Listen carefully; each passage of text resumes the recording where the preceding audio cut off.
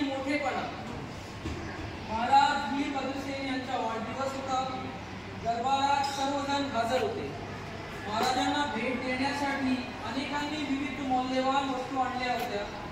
महाराज आटात सिंहासनावर विराजमान होते. सर्व उपस्थितांनी महाराजांना आदरपूर्वक शुभेच्छा दिल्या.